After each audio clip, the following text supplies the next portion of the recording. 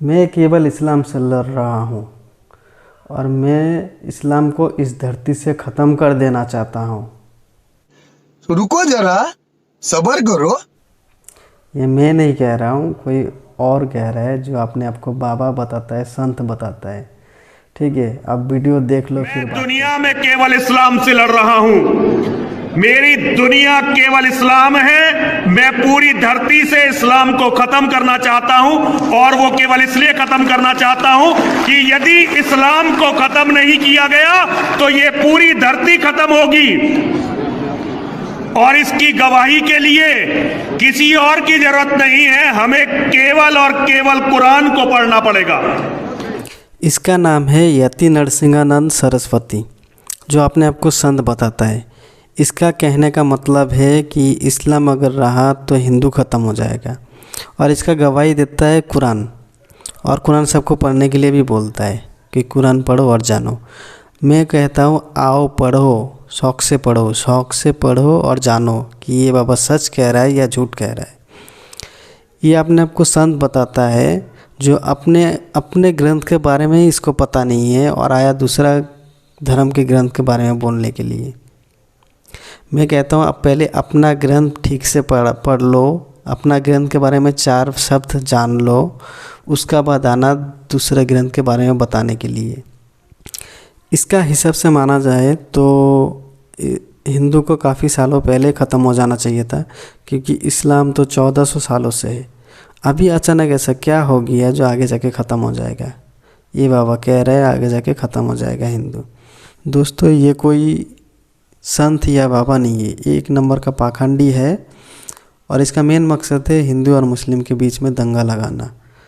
और ये सिर्फ इस्लाम के ही पीछे नहीं, यहाँ तक कि हमारे राष्ट्रपिता महात्मा गांधी के बारे में और missile man APJ Abdul Kalam के बारे में भी इतना घटिया और वाहियात बातें बोला कि क्या बोले। मतलब ऐसा आदमी अगर खुलेआम घूमेगा तो देश में आग लगा देगा। आप लोग देखिए कि APJ अब्दुल कलाम के बारे में और महात्मा गांधी के बारे में क्या बोला है। गांधी की अपनी जो आत्मकथा है उसमें गांधी के प्रयोग पढ़िए, ब्रह्मचर्य के साथ मेरे प्रयोग, और पता चलेगा कि गांधी का कितना गिरा हुआ चरित्र था। नेहरू की रंगरलियों की कहानियां पूरी दुनिया जानती है, और हिंदू को पता चल चुका है कि सावरकर ने इस देश और इस धर्म के लिए क्या किया।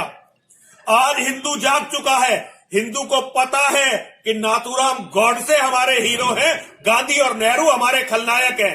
इन दोनों गद्दारों के कारण 100 करोड़ लोगों को पास आज देश के नाम पर 1 इंच भूमि भी नहीं है, केवल गांधी और नेहरू के कारण।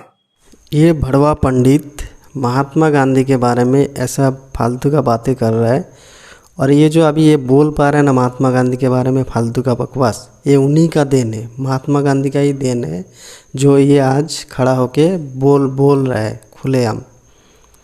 अगर महात्मा गांधी इस देश को अंग्रेज़ों से आज़ाद नहीं करवाता तो ये किसी अंग्रेज़ के घर में अभी बाथरूम साफ कर रहा होता, और उन्हीं के बारे में ऐसा अनप शनप फालतू का बकवास कर रहा है। और उनको मारने वाला, महात्मा गांधी को मारने वाला नाथूराम गॉडसे को ये हीरो बता रहा है। तो इसको मैं कहना चाहता हूँ, तुम अपना दिमाग का इलाज करवाओ, नहीं तो पागल खाने भेज दिए जाओगे। तुम जो ये फालतू का बकवास कर पा रहे हो ना, ये नाथूराम गॉडसे के लिए नहीं कर पा रहे हो, ये उन्हीं महात्मा गांधी के कारण ही ये फालतू का बकवास कर पा रहे हो।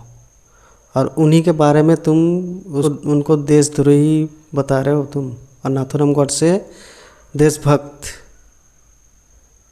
नाथूराम गॉडसे देशभक्त हीरो तुम्हारे लिए, ये तुम्हारे लिए हो सकता है, हम लोगों के लिए नहीं।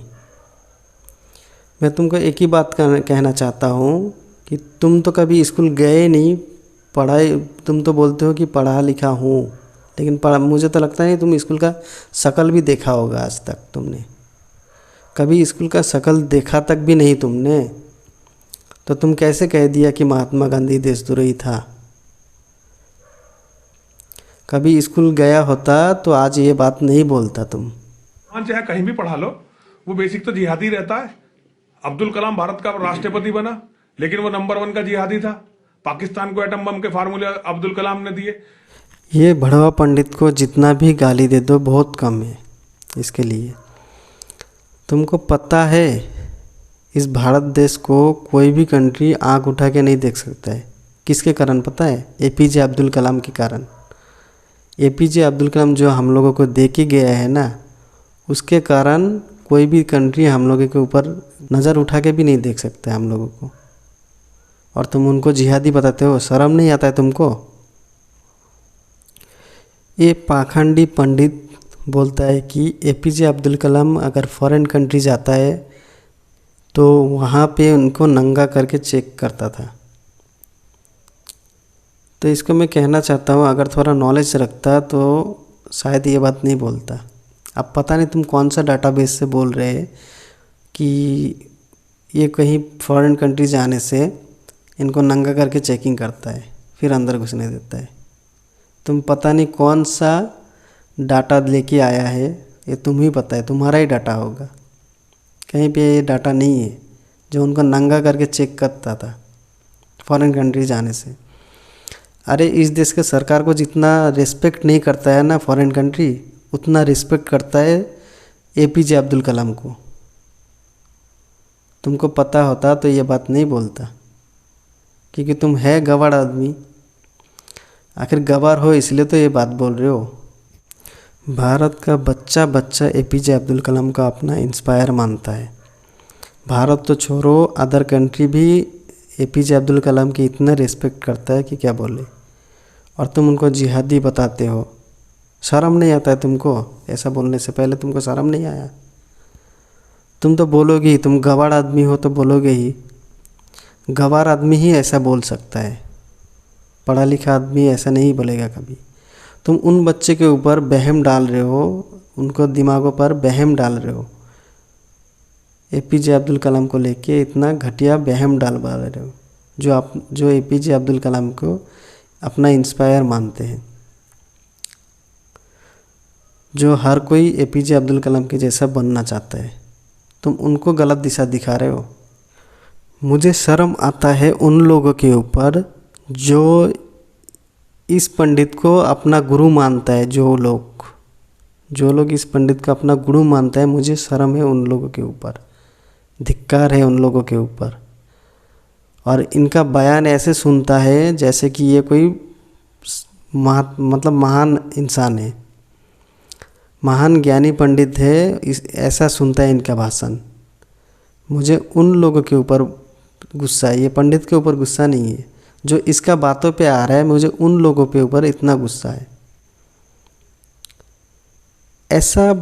ऐसा घटिया इंसान का बातें कोई सुन भी कैसे सकता है? मुझे समझ नहीं आ रहा है कि हमारा देश कहाँ जा रहा है। जो ऐसे घटिया इंसान ऐसे सोशल मीडिया पे फेमस हो जाता है, और ये घटिया इंसान ऐसे खुलेआम कैसे घूम रहा है? सरकार क्या कर रहा है आखिर? सरकार कर क्या रहा है? ऐसे आदमी को जेलों में क्यों नहीं डालता है? ऐसे आदमी को, ऐसा सांड को कैसे खुलेआम घूमने दे सकता है? माना कि भारत स्वतंत्र देश है, कोई भी कुछ बोल सकता है, लेकिन ये सब बातों के लिए परमिशन कौन देता है कि ऐसा बातें बोलो तुम? आखिर सरकार क्यों नहीं देख रहा है? सब क्यों ध्यान नहीं दे रहा है सरकार?